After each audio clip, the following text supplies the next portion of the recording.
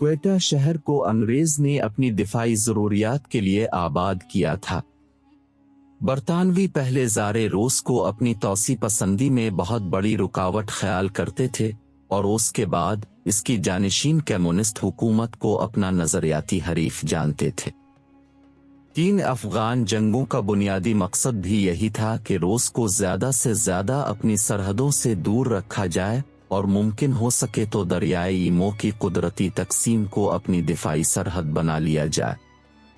वो तो जरी और बहादुर मुसलमान अफगान कौम ने जिल्लत और रुसवाई अंग्रेज का मुकद्दर कर दी तो उसने पसपा होते हुए दूसरी कुदरती तकसीम पर अपना ठिकाना बना लिया।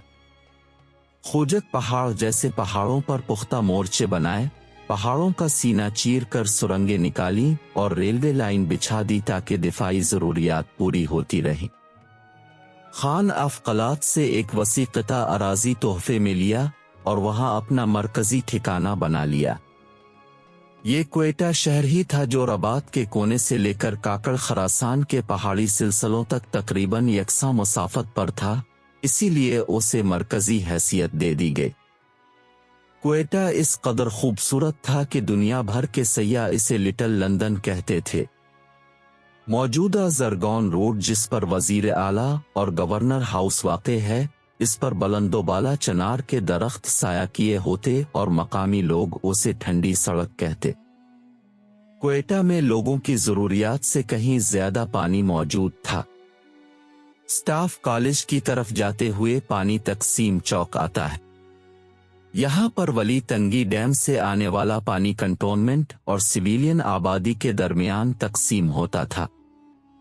अंग्रेज के ज़माने में ब्लडी सिविलियन का पानी में हिस्सा कंटोनमेंट के रिहायशी अफराद से ज़्यादा था। चिल्टन, मुर्दार और तख्तो पहाड़ों में अंग्रेज ने लातादाद छोटे छोटे डीले एक्शन डैम बना रखे थे जिनसे ज़ीरे ज़मीन पानी की सतह बुलंद रहती। इसी मकसद के लिए हना झेल बनाई गई ताकि क्वेटा शहर में पानी की सतह कभी नीची ना होने पाए। मुद्दतों क्वेटा शहर में कभी भी पानी का मसला नहीं रहा। बुनियादी वजह यह भी थी कि अंग्रेज ने कंटोनमेंट के बासियों के ताइश को मद्देनजर रखते हुए उन्हें वसी व अरीज गोल्फ कोर्स बनाने की हरगिज इजाजत ना दी। क्वेटा क्लब और उस वक्त के एजीजी और आज के गवर्नर हाउस के लिए लान थे, मगर वो भी एक महदूद हिस्से तक। तमाम तर दिफाई खतरात, अंदरूनी खलफिशार और बगावत के वाक़यात के बावजूद क्वेटा में अंग्रेज ने कभी एक ब्रिगेड से ज्यादा फौज तैनात नहीं की। वक्त के साथ ये हिस्सीन शहर उजड़ना शुरू हुआ। मैंने इसकी आखिरी हिस्सीन झलक 1980 में देखी और फिर जैसे ही सोवियत यूनियन अफगानिस्तान में दाखिल हुआ तो उसी साल इक्का दुक्का अफगान मुहाजिरीन का सिलसिला शुरू हुआ। चंद साल बाद क्वेटा का कंधारी बाजार वाकई कंधार लगने लगा। शहर के सिविलियन इलाके और मुल्हका कंटोनमेंट की आबादी में रोज बरोज इजाफा होने लगा। अफगान मुजाहिदीन के दफातर कायम हुए, दुनिया भर की आलमी तंजीमों और रिफाही अंजुमनों के मराकज़ खोले और साथ ही अफगान जिहाद की सरपरस्ती करने वाली पाकिस्तानी और आलमी खुफिया एजेंसियों ने यहाँ डेरे जमा लिए।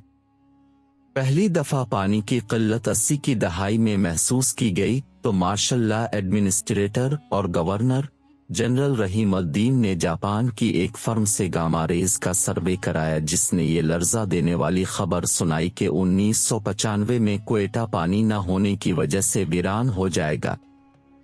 अगस्त 1997 में मुझे बलूचिस्तान वासा का एमडी लगाया गया तो पानी अगरचे मौजूद था मगर खतरा सर पर मंडला रहा था। एशियन डेवलपमेंट बैंक के साथ क्वेटा के लिए पानी के ज़राए तलाश करने का मुआहिदा हुआ। उस वक्त पानी के वसाइल की फराहमी के सेक्शन का इंचार्ज डेविड बोगस था। ये एक अमरीकी नो मुस्लिम था जिसके ईमान की हलावत और इबादत में खशियत देखकर रश्क आता था। एरिज़ोना के बेआबो गिया इलाके में जन्म लेने, बलूचिस्तान जैसे इस अमरीकी खित्ते में पानी के मंसूबों से तजर्बा हासिल करके सोमालिया में तैनाती के दौरान मुसलमान वाले इस शख्स से इस कदर मोहब्बत बढ़ी कि दोस्ती की हद तक जा पहुंची। उसने भी अपना तवील ठिकाना क्वेटा को बना लिया। एक दफा फिर गामा रेज सर्वे की जरूरत महसूस हुई। उस वक्त मार्शल लॉ था और न ही कोई जनरल गवर्नर था जो बायक जुम्बिश कलम इजाजत दे देता। हमने उस वक्त के कोर कमांडर से मीटिंग रखी ताकि कंटोनमेंट समेत पूरे शहर का सर्वे हो सके। मीटिंग कुछ देर अंग्रेजी में चलती रही, फिर कोर कमांडर साहब एकदम गुस्से में मेरी तरफ मुतवज्जे हुए और उर्दू में बोले, आपको इस इलाके की हसासियत का कुछ ख्याल है? अब चाहते हैं हमारी तमाम दिफाई मालूमात दुश्मन के हाथ चढ़ जाएं। मेरे साथ रहते रहते डेविड पाकिस्तानियों के चेहरों से जज्बात पढ़ना सीख चुका था। हम दोनों ने इजाजत तलब की और डेविड ने रास्ते में ही अपनी टिकट बुक करवाई और कहा मैं चंद दिन के लिए पाकिस्तान से बाहर जा रहा हूं।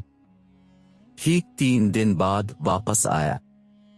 उसने अपना कंप्यूटर खोला, एक सीडी इसमें डाली और फिर क्वेटा कंटोनमेंट के इलाके को इस कदर जूम किया कि कोर कमांडर की गाड़ी का नंबर भी नजर आने लग गया। वो हंसा और बोला, तुम्हें मालूम है मैंने ये सीडी दिल्ली में एक ऐसी दुकान से खरीदी है जो सैटेलाइट डेटा फरोख्त करती है। इस वाकया को गुजरे हुए आज 26 साल हो चुके, लेकिन आज भी आपको हसास मकामात के बाहर ये बोर्ड मिलेगा, तस्वीर उतारना मना है। कोई मुल्क दुश्मन पकड़ा जाए तो उसके कब्जे से हसास मकामात की तस्वीरें और नक्शे बरामद होते हैं। यहाँ तक तो बात ठीक थी कि जहालत भी एक अता है जिस पर कुछ लोग फख्र करते हैं, लेकिन गुज़िश्ता कुछ दहाइयों से किसी को गद्दार या मुल्क दुश्मन कहने का एक और रास्ता निकाला गया है। अगर आप इंतहाई नेक नीति से भी पाकिस्तान के बिगड़ते हुए माशी, सियासी और अस्करी हालात का तज़किरा करें तो इक़्तिदार के बालातर मराकज़ में गुस्से में लाल आंखें आपको घूरने लगती हैं। खौफनाक लहजे में कहा जाता है ये दुश्मन की जबान बोलता है। देखो भारत के टीवी चैनल और अखबारात भी पाकिस्तान के बारे में यही कुछ कहते हैं। आप पाकिस्तान के सिविलियन हुक्काम और सियासतदानों के बारे में भले जो कुछ कह दें, उन्हें नस्ल दर नस्ल गद्दार साबित करें, आपको खुली छूटी है। लेकिन अगर अपने हसास मकामात की जानिब अपनी आंख भी घुमाई तो आपके साथ वही सलूक होगा जो एक ऐसे मासूम लड़के के साथ होता है जो पूरे शहर के मकामात की तस्वीरें खींचता हुआ अचानक किसी हसास मकाम की तरफ जा निकले और बोर्ड की परवाह किए बगैर तस्वीर खींचते हुए पकड़ा जाता है। उसके बाद उसकी जेब में अगर टूरिज्म का नक्शा भी हो तो वो कौमी राज बन जाता है। ये सब इसलिए है कि अंग्रेज ने 1860 में जब ताइज़राती हिंद नाफिज की तो इसमें सेक्शन 124 भी रखा जिसके तहत तमाम ब्लडी इंडियन गद्दार थे। इन ब्लडी इंडियन में से अगर कोई अंग्रेज सरकार के माशी, सियासी और अस्करी इक़दामात के खिलाफ सिर्फ बोलता या लिखता तो गद्दारी का मुकदमा दर्ज कर लिया जाता। दुनिया बदल चुकी है। अंग्रेज चला गया लेकिन 22 करोड़ अवाम आज भी हुब अलवतानी और गद्दारी की पुलसिरात पर चलते चले आ रहे हैं। सैटेलाइट हम सब के घरों में झांक रहा है और अमेरिका और बरतानिया ने अपने सिक्योरिटी पेपर्स में हमारे राज अफशा करना शुरू कर दिए हैं। इन खुफिया दस्तावेजात में कई मुहिब्बी वतन कहलाने वालों के चेहरों से निकाब उलट चुका है।